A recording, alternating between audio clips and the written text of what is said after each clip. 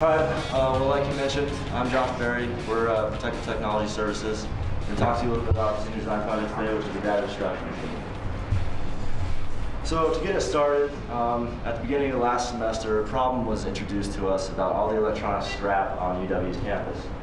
Right now, there's anything from hard drives, flash drives, CDs, tape reels, just all kinds of different types of data storage devices that need to be disposed of properly, and they go through the regulated material management system center here on campus, which does take care of all the electronic waste on campus, and it is a pretty lengthy process to do this properly. What they have to do is they are currently outsourcing it because they don't have the means to destroy all the data correctly and completely, and it's roughly $10 per device to outsource everything. So it's, like I said, it's pretty costly, and it's federally mandated that once you accumulate a certain number of devices, you do have to go through this process to render any device unreadable so that any sensitive material can be recovered from it. So that was our problem that we wanted to address, was bringing this in-house and reducing costs. So some of the original constraints here, like I said, you need to be able to render any of these devices unreadable so that no sensitive material can be recovered. That was our first and foremost task. Secondly, we wanted to have this machine not only destroy everything that was being brought in from the past with updating computers and whatnot, it needs to destroy current technology and also adapt to future technology. Since the RMMC will want to use this machine for several years, it needs to be able to destroy any future technologies, and we all know how fast technology advances. And then lastly, we wanted to make this machine, we wanted to allow the process of this destruction to be easier. So we wanted to reduce the outsourcing, reduce costs, and just make the overall process less lengthy and easier to deal with. So some of the original design specifications there, we were limited to 230 volts of power supply, which this kind of limited what we could do for actually powering the machine. We also wanted to automate the operation of the machine so the user would have a relatively easy task in destroying the hard drive, or kind of a push button type deal where they can just walk up, push a button, and the entire destruction process can kind of go from there. Also, as with any machine, safety is always of concern. So we want to be able to meet all of the OSHA regulations and anything involving hearing or things such as pinch points with the machine. Also, since our machine was going to be automated, we need to consider NEC regulations for electronic, for all the electrical stuff that we're using. The room that this is going in at the RMMC is a 7x7x9 room, so we have to take this entire process, condense it down to a relatively small area, so the machine does have some size constraints that we need to consider. And then finally, with destroying anything, you do have some significant forces that our machine is going to have to be able to withstand. So here's our solution. It's a hydraulic, 5 horsepower hydraulic-based punch system. You can see there in the lower right the power unit, which is the driving force for the hydraulic cylinder. The hydraulic cylinder will actuate the punch arm and punch head, which will then lower and penetrate the device resting on the punch plate, which is a pretty robust assembly, so to withstand those heavy loads that I was talking about. And then the rotating arms you can see right there will be used to move a device into place and then sweep it off the table in that gap, so into a receptacle there for easy disposal. And we have a little demonstration of how the machine actually works here for you. As you can see, it's lowering. You can see Dakota over there in the orange shirt. He is holding a button, which I talked about earlier. You can see right there. All he's doing is holding that button, and this whole process is taking effect. And it's swept off using the turntable into the receptacle. We were pretty excited about it. All right, so now we need to talk about some economic incentives. Why would we want to do this? Like I said, it's pretty costly for the RMMC to actually outsource all this. The current contract they hold is with a company called GRX, and that's roughly $20 per standard hard drive, or about $2,400 per month for 120 hard drives. They are considering a secondary company, a secondary contract with Tadween, and that will reduce their cost to $600 a month, or about $5 a hard drive. but we can beat that even still with our data destruction machine. We can lower that cost to $150 a month. This includes everything from labor and all the power that's going to be required through a local power company such as Rocky Mountain Power to actually use this machine. So basically, the machine is going to pay for itself in a little over around 13 months of use. And now I'm going to hand it over to Dakota, and he's going to talk to you a little bit about the design process. Thanks, Josh. As Josh established a need, and he also established some of the financial incentives for such a machine and gave you a little bit of a sneak peek of the design we came up with, I'm going to take you back a little bit to the beginning of the fall semester, and we can take a look at some of the other designs we considered. The first design that we considered was one that RMMC stressed that they kind of liked the design, and we as a group also liked the design. It was a shredder design, which basically involved two counter-rotating cams that you drop the hard drive in the center and it shredded it out the bottom into its receptacle. So when looking at a design like this, where we're inevitably going to have to shear the hard drive, we decided we need to first do some testing and figure out exactly how much force it's going to take to shear a hard drive. And we were actually very surprised at the force we saw. As you can see, one of the hard drives, these are 5 different hard drives, all a little bit different, but one of the peak forces we saw was over 14,000 pounds, which was higher than we had expected. And you'll see from our other tests that average peak forces were around 10 to 12,000 pounds. And just a side note on that, that was just a 1 inch by 1 inch, basically like a kind of like a scissor mechanism that we put in the compression, the Instron machine to get those test numbers. Here's a SolidWorks model of our shredder design. Basically, there's a hopper on the top. You drop a hard drive in, like I said before. The bottom there shows the shaft that we had designed. The hard drive would fall into there. The counter-rotating cams would shred the hard drive and drop it out the bottom into a yard box for RMC. Quite a little time was spent on this initial design. We spent from September till roughly mid-February with this design. And it was a very good design. We went through many iterations. It was a very highly iterative process. Since the loads were so high, we had huge bearings, which made our cams have to have large diameter, which made for a huge torque, which ultimately led to a very expensive and very exotic gear train, or multiple motors to run the system, and very expensive. You can see our budget on the right. Powertrain's highlighted of over $14,000, and we totally missed our original budget. So it was back to the drawing board for Team ProTec. We looked at a few other designs. Our morphology kind of changed. Our approach, our design approach sort of changed at this point in the game because we were a little bit behind. So we decided to go with a little bit simpler machines, something that wouldn't require as much engineering as maybe you would have for 2 full semesters. One design we looked at was a high-speed impact, and this would basically be a wheel spinning at a high rate of speed where you could feed a hard drive into it. It would launch it into a contained area against a hard wall where it would break into pieces. And another idea that we looked at was someone had joked, why don't you just shoot it with a shotgun? So we took that pretty seriously and designed a containment unit, and both of these designs would have worked. RMMC stressed some safety concerns. Don't know why. But those ideas were scrapped, and we moved on to our last one, which was the fully automated press punch system that Andy's going to discuss with you now. Thank you, Dakota. As Dakota had pointed out, the forces to break a hard drive up are very large. This didn't change when we went to a new design, so as a result of that, our frame had to be very robust and substantial to withstand these forces.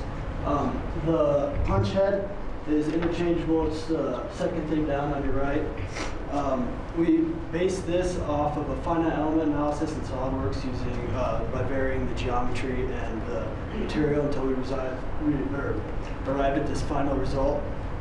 That's interchangeable, so for unforeseen events, if you need to swap it out or something breaks, goes wrong, you can change out your head without sacrificing your entire machine.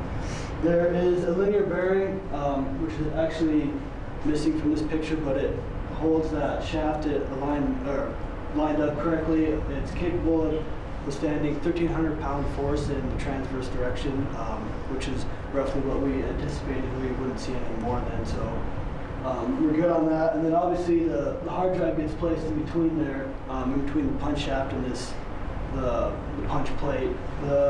Underneath it is a spring plunger system. these hard drives tend to be somewhat ductile, and every once in a while, like when we deform it through the aluminum, some of the pieces tend to get stuck in the hole, the punch hole. So we devised a spring plunger system, which is capable of, it's like roughly 500 pounds, I want to say, to eject this broken hard drive up so we can have our turntable come in and knock it off. The turntable was sized based off of cycle time goals that we wanted to see and the torque requirement for 3 hard drives on the plate at once, and friction forces and some additional like lodging factors, I guess, of pieces getting stuck. So roughly 22 foot-pounds. It was a low torque type of deal, so we didn't have to worry too much about pinch points, but still needed safety controls there. The hydraulics are obviously going to be the power source of this. It's going to deliver the force that we need to punch that head through the hard drive. On the top right, you can see our power unit. It's an all-inclusive design. Obviously, we didn't do that. It's a manufactured product. The design process consisted of speccing out all the requirements that we needed for this project, and then we originally looked at having 3 separate components: the reservoir, the motor, and the pump. But we found this that lined up very well with our needs, and it all fit together in one unit, so it saved us a lot of engineering time. Our control valve is operated by a solenoid, 24 volts to integrate nicely into our control system that we'll talk about in a minute. This is, it fails normally open, so in the event of a power failure to the control system, the cylinder quits moving and you don't have, more safety concerns arising from that. And finally, our cylinder, it's capable of delivering up to 18 tons theoretically at maximum operating pressure. This was not a driving force in the design, more of a result based on the force requirement to break a hard drive and cycle time goals that we're aiming at for the entire cylinder. Stroke up and down is defined as 1 cycle. The controls aspect was largely the most effort spent on this last design.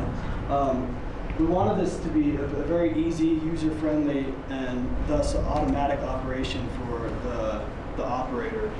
The entire thing is based off of a programmable logic controller, basically the heart of the entire controls.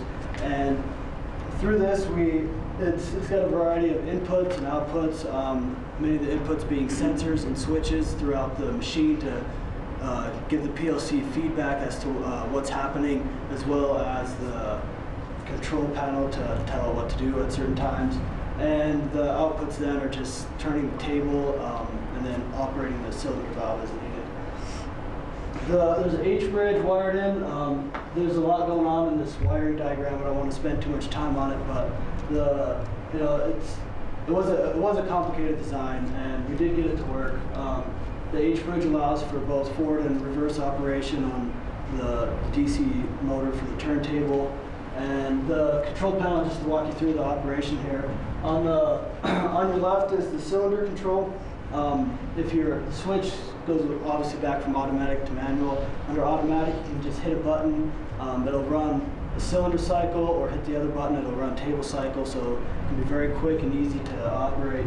If you have more of a larger device, or you need more precision control, you can switch it over to manual and just hold the button, as Dakota was doing in the video, to give you more precise control. So, and again, 24 volts across the board. We were trying to keep this low power, again, minimize safety concerns. So with that, I'm going to hand it off to Nolan to go over some compliance testing. Thank you, Andy. So as with any project, once we had it built, we wanted to test and see if it did in fact accomplish the purposes that we had for it. So we did a number of compliance tests to see how well it matched up with our original goals. The first of our tests was we wanted to make sure it fell within the acceptable range of, I guess, the decibel level for a machine in this setting. And when we tested it, it rated at 78 decibels at 6 inches away from the loudest point of the machine, and that falls within the OSHA standards, as you can see. Also, as you can see with the video earlier, the manual controls worked just as well, even better than planned. And Dakota was happy about that. And so that one checked out very well. But however, one thing that we didn't quite expect was the cylinder cycle time. Turns out the cylinder did travel a little bit slower than we anticipated, which is a little bit less than 1 inch per second. It's not a huge issue, but we felt that we could deal with this if we limited where the sensors were so that the RAM actually started lower down, so that way it doesn't take as much time going up and down, and you can process more hard drives. Another thing we didn't anticipate was there was some degree of scarring on the shaft. As it ran through, depending on where it landed on a hard drive, sometimes it would try to walk the shaft a little bit in a different direction than center, and so that's something that we have a few ideas as to how to fix, but I'll discuss that in the next slide. But the bottom line is it did effectively destroy a hard drive. As you can see, there's a disk on the bottom right hand of the slide, and after talking with some data recovery experts, we found out that if there is enough bending in the disk to cause microfractures, then it's pretty much beyond the scope of the companies to recover any data. So as you can see, we did accomplish some degree of deformation, so we felt that that was a success. Some of the advantages to our machine that we feel the RMMC can enjoy is it doesn't take up a lot of power. A very conservative estimate, as we were just looking at some of the power requirements, is it'll consume upwards of 3 kilowatt hours per month, which really isn't that much because employees will not be in there for more than maybe a half day a month. So it does not consume very much energy. It does not emit any kind of gases, harmful to the atmosphere, and just because it utilizes the electric motor, and also, there's no harmful byproducts as well. The noise levels, like I mentioned before, are very low within the acceptable range, and it's pretty easy. You press a button and a hard drive gets destroyed. And the last was also economic. That it helps to keep some of the money within RMMC, and it stays within Laramie, and also therefore benefits the university. Having said that, though, there is some future work that needs to be done on the machine. How we talked about, there is a little bit of stray as the shaft comes down on the hard drive. It does tend to walk a little bit, and we thought we could accomplish that by re-specifying the material that the shaft's made of. Right now it's made out of AISI 1018 steel. We could beef that up and give it a harder, a stronger steel, so that way harder so it won't gouge as much and it won't deflect. Also, like I mentioned, we can shorten the stroke so it decreases the cycle time, doesn't waste any time for the operator. And but what does need to happen also is the plunger system has not yet been attached. We need to weld that on and test that before we deliver the machine to the RMMC.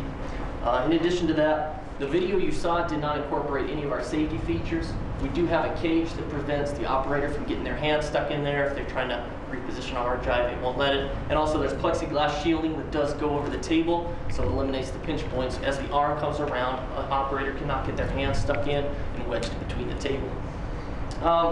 As with the NEC regulations, when you're running 3-phase power, we do need to run the conduit still. And also, there are some bugs that need to be worked out with a fully automatic function. The manual function works very well, but the automatic, we need to tweak it and position our sensors just right so that we can get some consistent results. So those are kind of the things that need to happen. So just in conclusion, as a team, we are satisfied with this result. We feel that it meets the needs that RMMC has put forth, and effectively, the simplicity of it is something that we feel is attractive. Also, one thing that it can offer above some of the commercially available machines is the range and the size of devices it can handle. It can handle up to 6 inches in height, 6 inches in height, and I think it's somewhere around 18 by 24. So you can really put some bigger stuff in there compared to other machines. So that's where we're at, and so we just like to thank the following people on this list. We could not have done it without them, and we do very much appreciate everyone who's involved. Also, those on the bottom who helped us through many sleepless nights, helped us stay awake. That's our project. Thank you.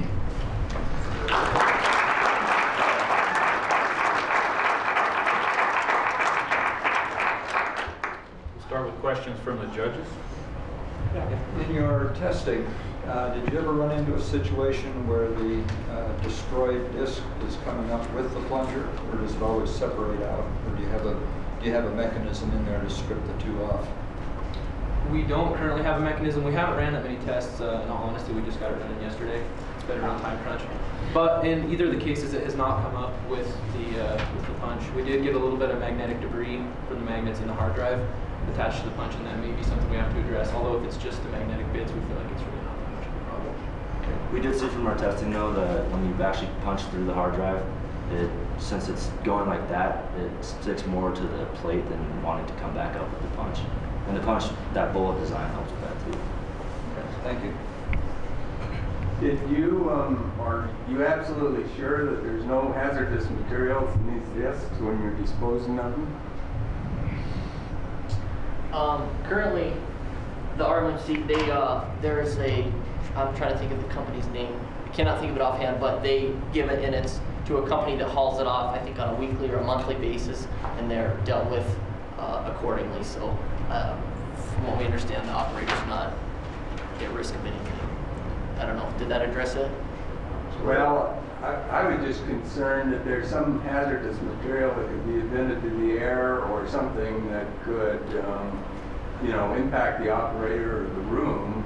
And then also whether you had to handle the final material as a hazardous material. Well, as far as I know, there's trace amounts of heavy metals in it. Everything you have, like your magnet, it's the plotter's a cobalt plate, cobalt and nickel, and as far as I know, there shouldn't be anything that's too hazardous to any, like nothing's getting vented out to the air. It might be something you ought to check out further. One other question, how do you ensure that the unit you're destroying is centered underneath your punch? That is a proximity sensor. I don't know if we didn't actually have a picture of it, but it's one of the inputs to our PLC. It won't actually run unless the proximity sensor is, you know, engaged. Yeah, like reading an object in place. So that ensures that something is positioned underneath it, and it's one of those. It's a highly adjustable parameter, so you can move it.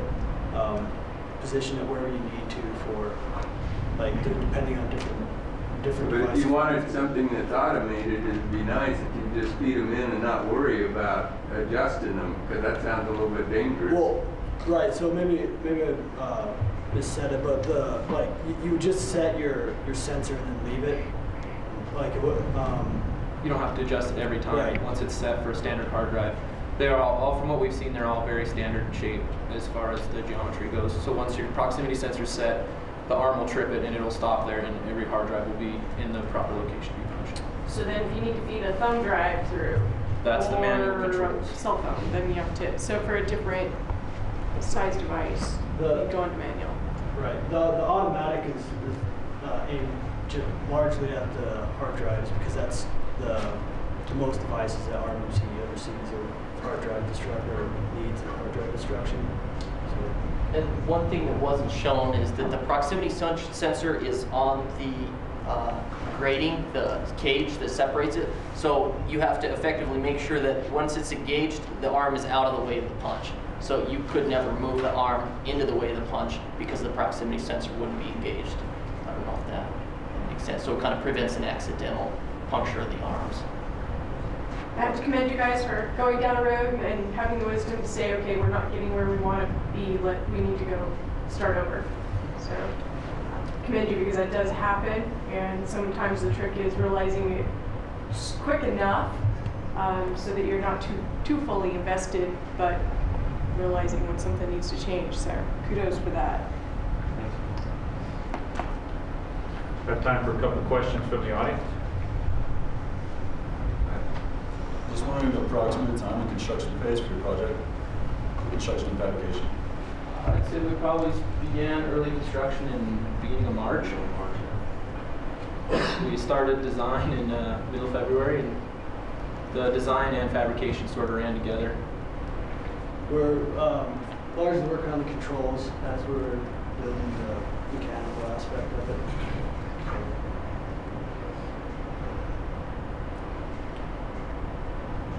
else? Let's thank our speakers.